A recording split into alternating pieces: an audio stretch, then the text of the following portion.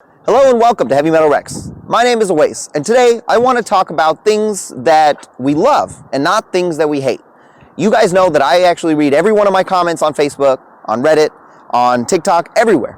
And a lot of times, the reason we are all talking about this particular car is we don't like it. But this car and this car don't have that many differences between them, other than the 30 years that separate them. And today, we're going to be talking about why we love Subarus, not hate them.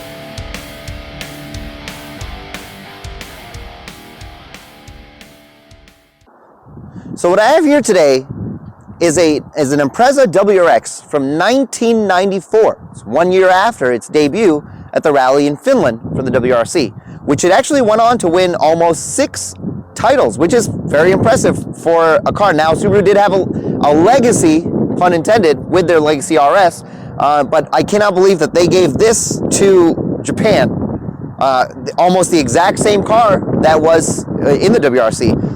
Now, this particular one is a right-hand drive JDM WRX. You guys will notice a couple of things that are a little different about it than what the Impreza that we got. I believe it was the 2.5 back in days. The front end, the wheels, and we'll actually check out the back end, which is a very interesting point because I wanted to compare the two back ends of the cars. Now, the reason why we've got this here today is because everybody talks about what makes a Subaru a Subaru. There's a couple of things about both of these cars that haven't really changed in the last 30 years, and I think that's what I want to focus on today. So let's take a closer look. Guys, I want to introduce my friend Luke. This is his 1994 Impreza, and we're just gonna go through it a little bit, and he's gonna tell me a little bit about it. So Luke, we've already looked at a couple of things on here. Very interesting design. Some of the things that people may not know. Take us through it. What's going on with this car? So this is a 94, which was the second model year as far as my knowledge goes. Makes about 240 horsepower from the factory. Got the EJ20G, which never made it stateside, so parts is fun. But made it to a 5-speed manual transmission. Got that short rally gear ratio.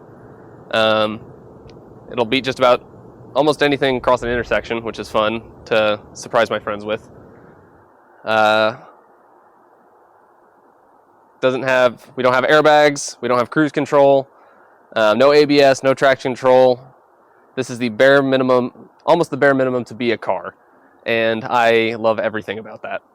So I want to point something out. This is really cool. We were actually looking at this. Look how if you look at the top,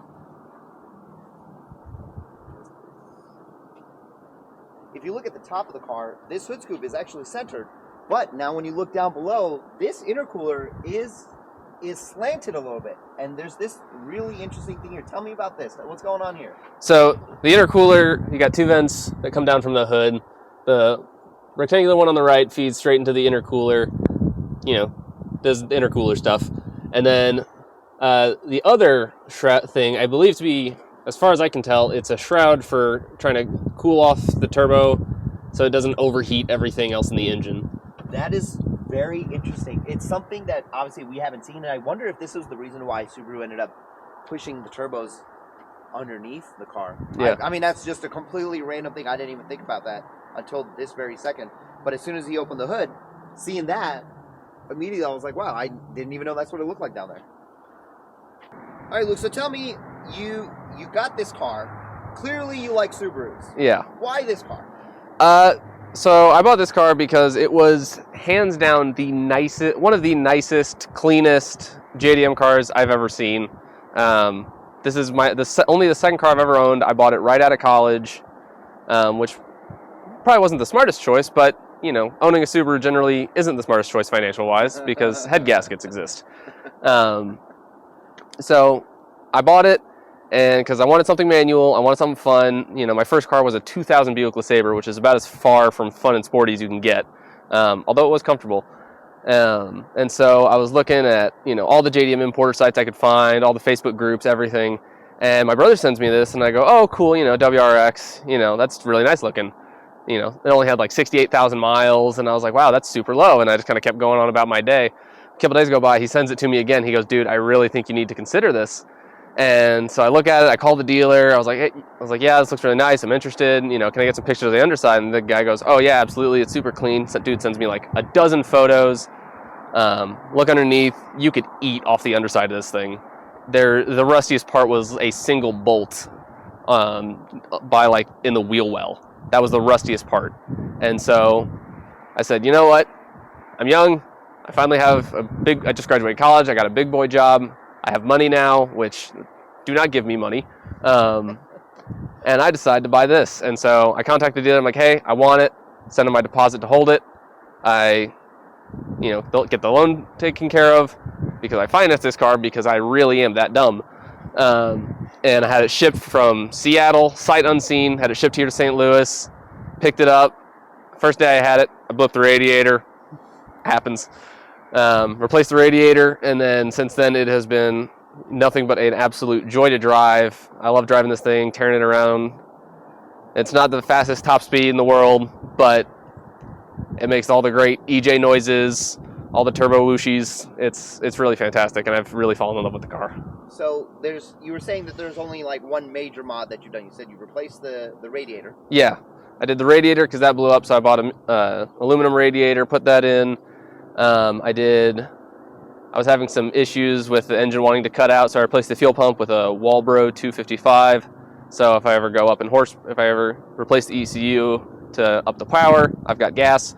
And then I did a turbo back exhaust, so really just unbolted the muffler, bolted a fresh one on. And that's really it. Other than that, and a Bluetooth radio, it's completely stock. You can't have a 1994 car not have Bluetooth. You gotta have the Bluetooth. I agree. That's probably the first mod I do. Yeah, that was after I got the radiator in, because you know I couldn't drive it without a radiator. The first thing I did was do the radio. So we're actually sitting inside the Impreza now. The first thing that I noticed, which is crazy, it seems like there's just so much room. Like this is the full extension of my arm, and I cannot even touch the dash. It's probably because maybe the seats are a little further back, but it just seems like there's so much room. But if I look at the back seat, there's really nothing here. I think, you know what, we'll probably, oh wow, yeah, no, my legs can't fit back there. Yeah. We'll probably still try it. I think that'll be fun to see. So, as you can see, it is right-hand drive, which is super cool. How does it feel driving a right-hand car? It's not that bad. All the gears are in the same spot. All the pedals are in the same spot. The only thing that will throw anyone for a loop every time, I have to bring this up every time I let someone drive it, is that the turn signals and the wipers are on opposite sides. So my wipers are over here, turn signals are over here. So the first time I drove it, I was constantly turning on the wiper. I was going to merge on a 44, and I smacked my wiper, and I hit the wiper stock, and the wipers just started going absolutely nuts. That I would imagine. Yeah, between that and everything being in kilometers an hour, and I mean you learn to do the math, but other than that, it's really not that bad. Except how about shifting with your left hand? That was a little weird, but honestly not that weird, because I would ride around with my brother in his Golf, and you know we would be just trying to go through a parking lot, and he would be getting a drink or taking a bite of his food, and he would just call out a gear, and so I would just shift for him from the passenger seat. So it's really not that bad. All the gears are in the same spot. Your standard 5-speed manual. Doesn't want to go into reverse while the car's off. Interesting. But it's got the original Nardi Torino steering wheel, Nardi Torino shift knob. The knob is worn, and the shift pattern is almost completely worn off the knob, but I don't want to replace it because it's stock. Yeah. That's what makes it. That's what makes this Subaru a Subaru. Now, I did make a quick video of this, just trying to get the glare off so you can see what this is. This is if if anybody's been in a 90s car, you remember this. You remember what this was like. This is amazing. And so you said the option is either you're having the cup holder or you get to access. Well, you don't have any other buttons. Oh, I see what you mean. So if you have a cup up here, you are not touching these buttons at all. If you have a drink, you're basically eyeballing the climate control, or just hope you set it right before you get your drink. That's amazing. That is, I remember that because my parents' car, and I'm sure most of our parents' cars have that problem. So this is with the way Luke has his front seat set up right now. As you can see, he is basically kneeing the driver, and I think maybe, am I a little taller than you? Watch your head. And I hit my head because this is, there's, oh goodness. Yeah, so there we go. You can fit at least 2 adults back here relatively comfortably. You know, as guys, this is pretty much how we sit anyway, so like really, I'm fairly comfortable. But I mean, I think that's why there's so much space. There's so much space up front. It's actually not that bad, other than when I just banged my head on the roof. This actually isn't terrible. Knowing what the car is, I wouldn't mind sitting back here. Okay, so going to the back of the car, something you guys may have noticed that there is a wiper on the back. I remember cars in the 90s having this. It's crazy that this Subaru has it. Luke, you mentioned that there was a place to put blinker fluid? Yeah. So, as most BMW drivers know, you run out of blinker fluid constantly. And this car makes it easy to add more by putting it just right here inside the trunk lid, right above the taillights, so you know exactly what it's for. It's what makes this Subaru a Subaru. That's really good. That's really funny. So, but that's just for the washer fluid? Rear washer jet, yeah. That's funny. It has a rear washer jet.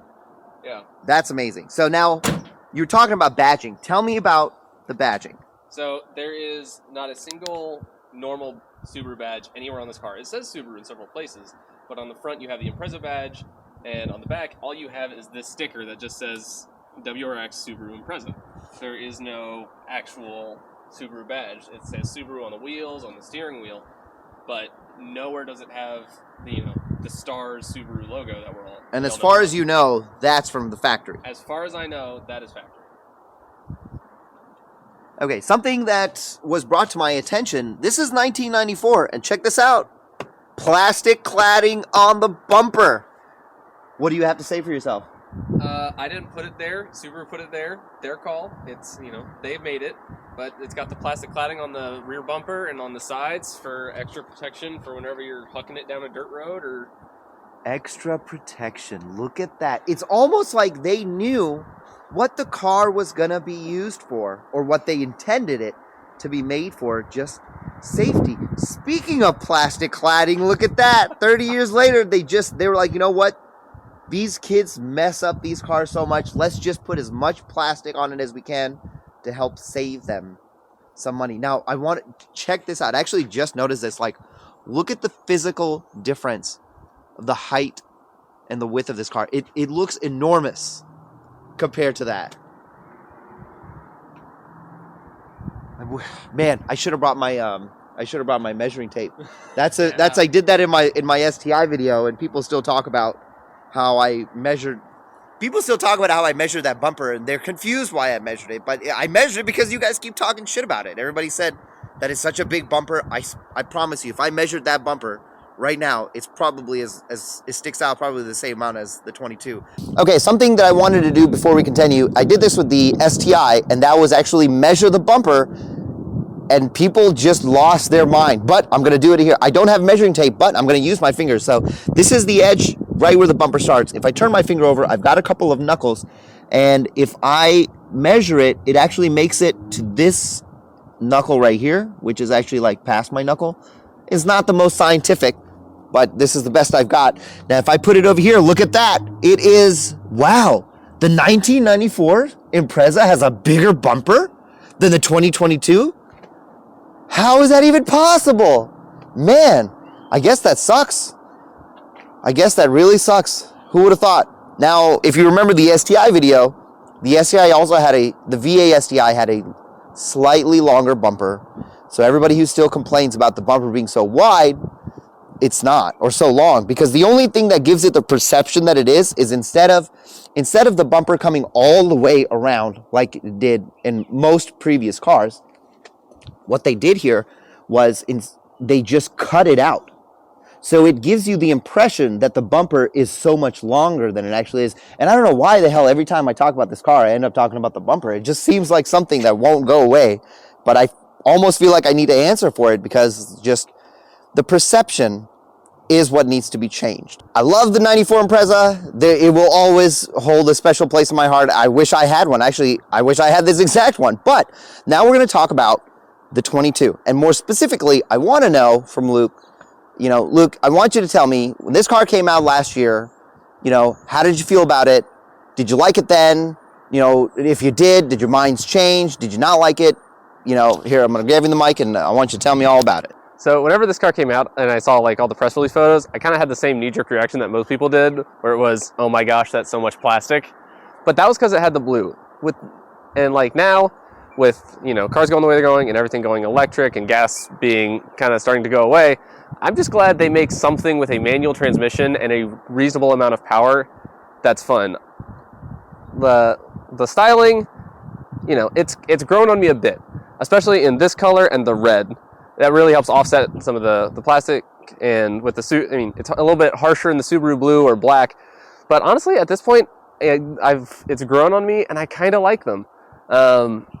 They're the next generation of what my car is, and who knows if this might be the last gas one that we get. We might get stuck with an electric WRX next. So I'm just glad it still runs. I'm still glad it runs on liquid dinosaur.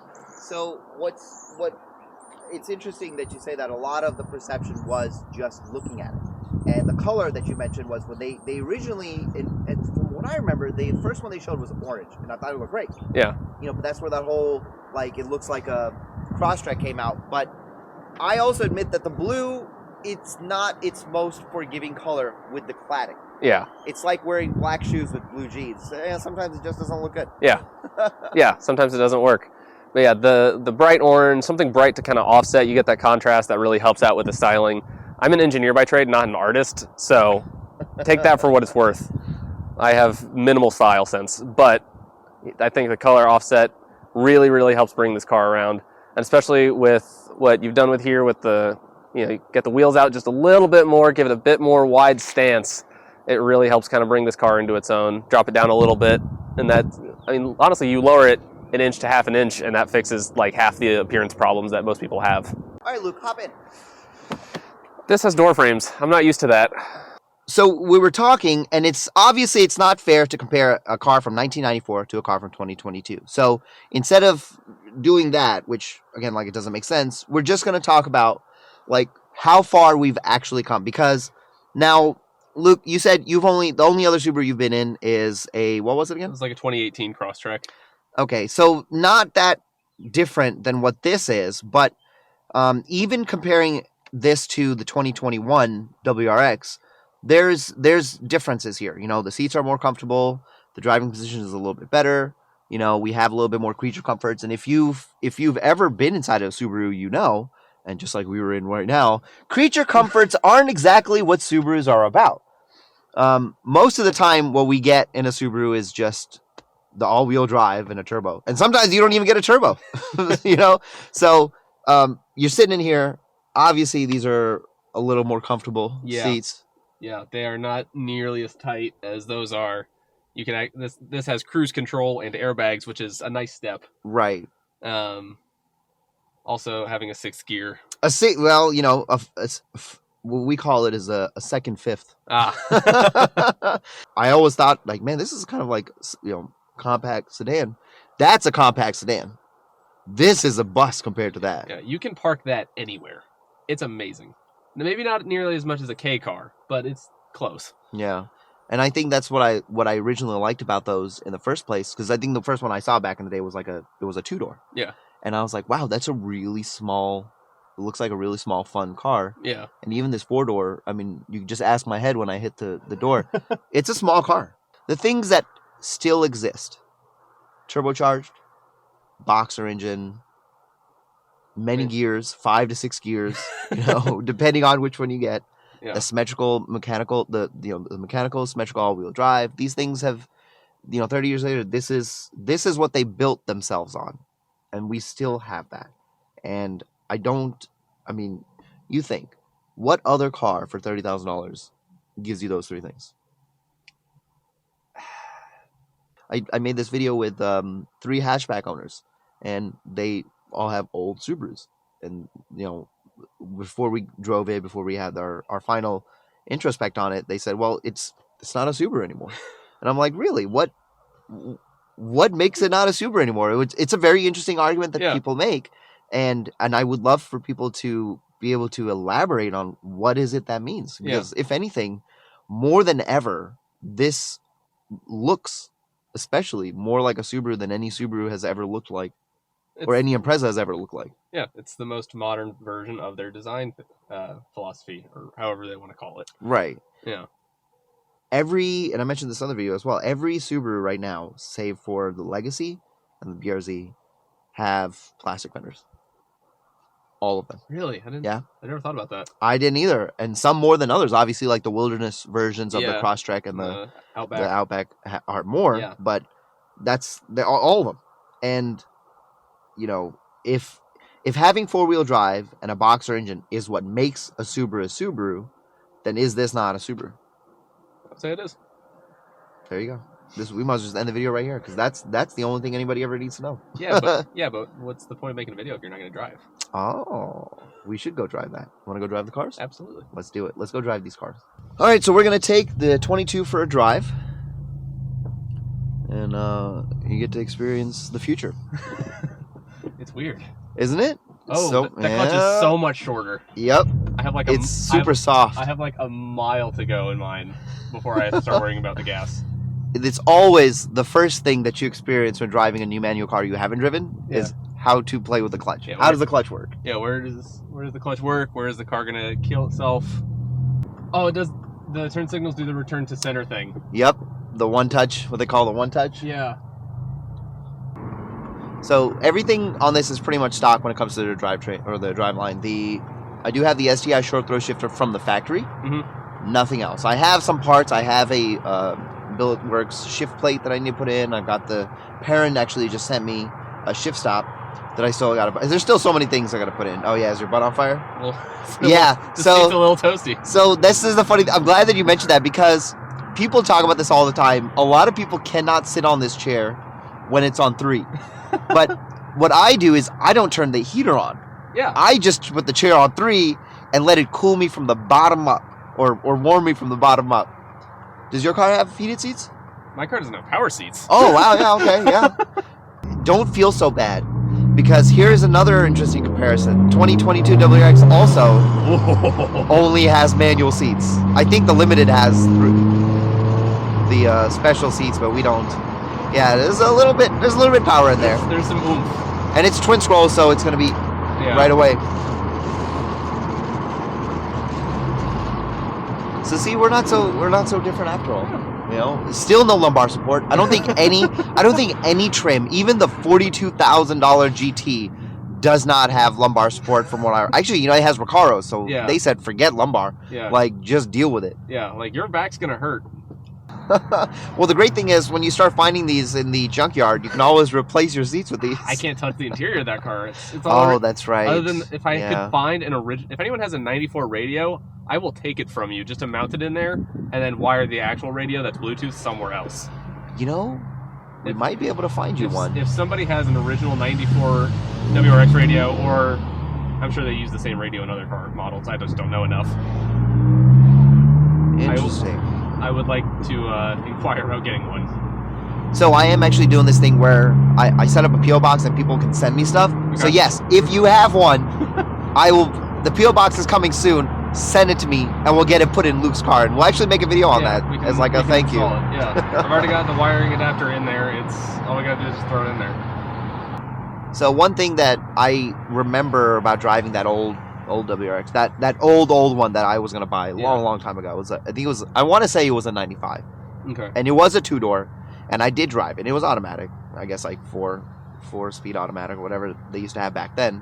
And like, even that, to me, that was a very comfortable driving car. Yeah. Because the one that we got in stateside, that wasn't meant to be like a sport version. It was just a car. Yeah. A econo box. And I was like, for me, that was very comfortable. I mean, I believe it had like 15-inch wheels. Like it was small. Yeah. To bring the conversation back on point, is like even with like, you know, this is it's got modern suspension, so it's very comfortable and livable. But even my '94, even if I'm just driving normally and not driving like an idiot, it's still very comfortable to drive daily. I mean, it's my daily. I drive it to work every day, and it's really not that bad. I wish that I could get another daily that's just old like that to have for fun. And you don't be too timid. If you wanna give it some gas, give it some gas. Feel it.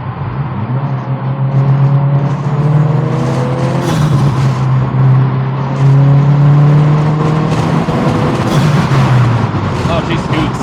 A little bit, yeah. Yeah.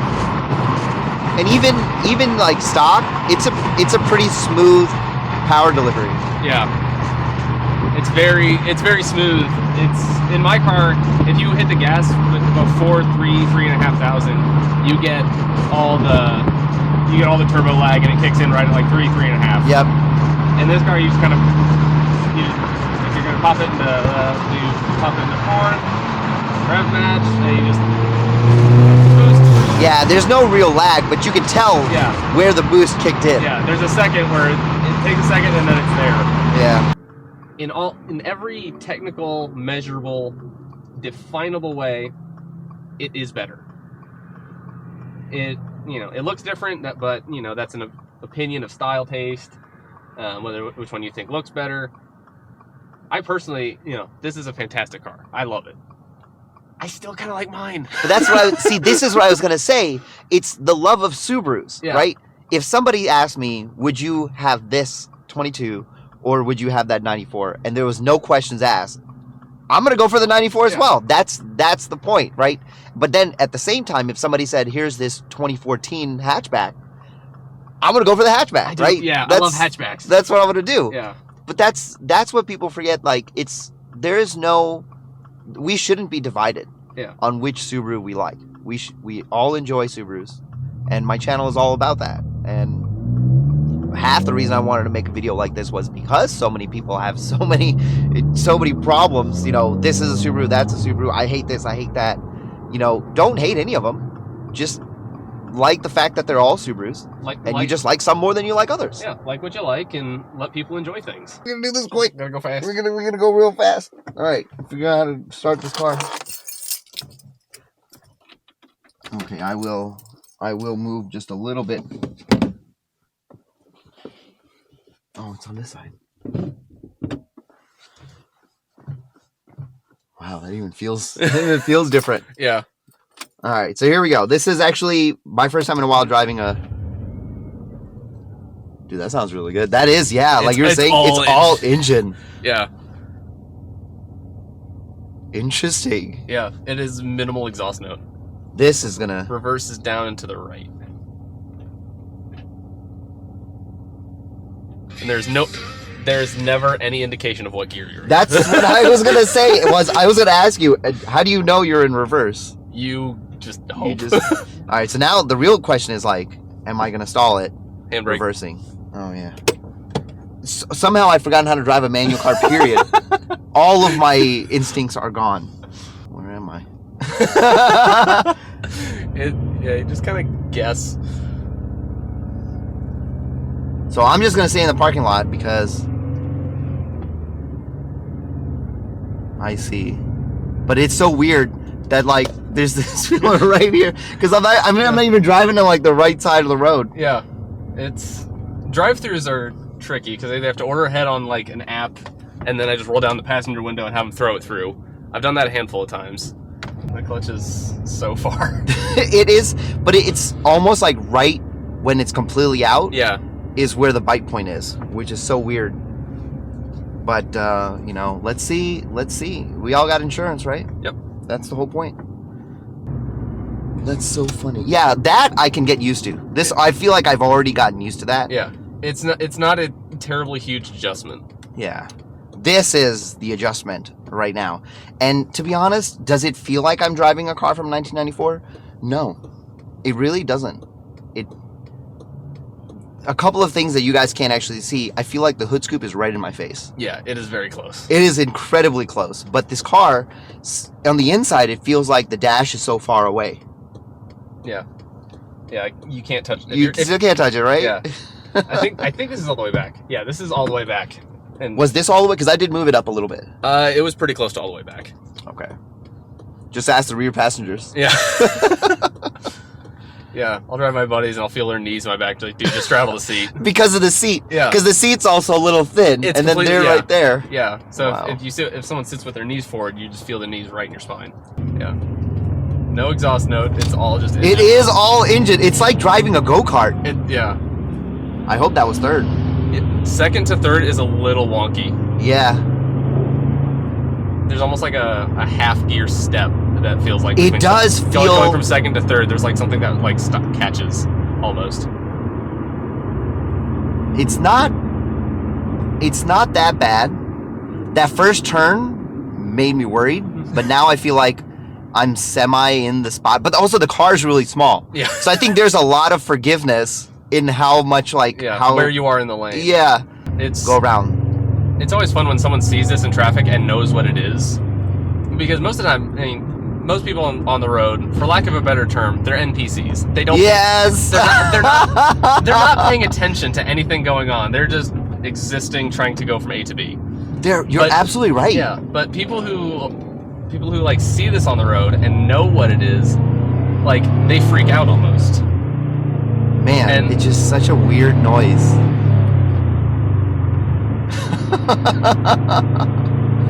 But in the good way. Yeah.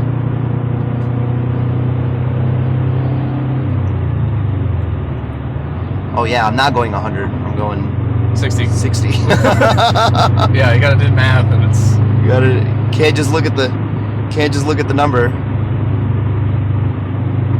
This is, besides like the noise, this is incredibly comfortable. Yeah.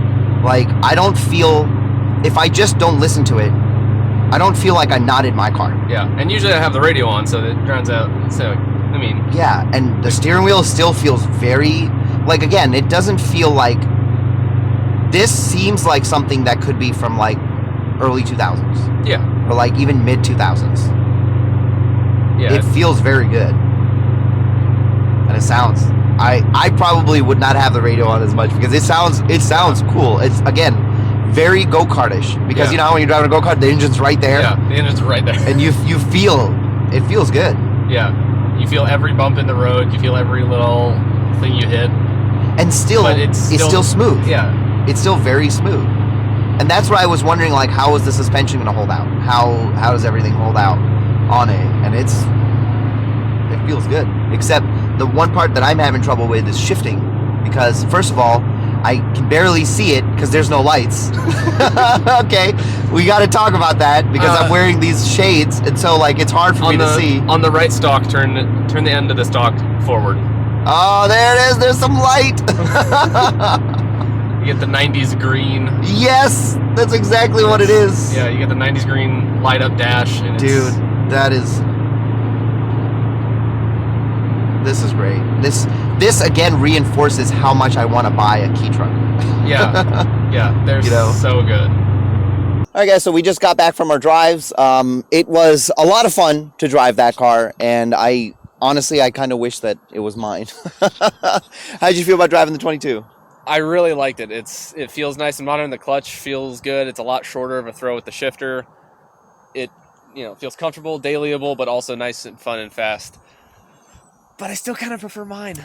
Yeah, I don't remember if that got caught in the video, but like that's what we were talking about. That the thing about loving these Subarus is it almost doesn't matter which generation you go with. You get exactly what a Subaru is, and I think they've all proven. I mean, I'd say almost each one has its own quirks, and there's never been a Subaru where somebody has looked at it the first time and said, "Wow, I like that." That has never been the case. Even the 2015, even the Hawkeye. When that Bug-Eye first came out compared to this, people were like, what the hell is that? That is the ugliest thing we've ever seen. That was the true reaction. Mine as well. I was like, this is a really shitty looking car. I don't like it at all. And then it became my favorite car. Like, that's just how it is. But I think that it is important to just love the car that you love and just don't hate the car that you don't love, like, because somebody else loves it. You know, what do you think? Yeah, valid point. Enjoy what you enjoy, find what you love, and send it. That's it. Enjoy what you enjoy.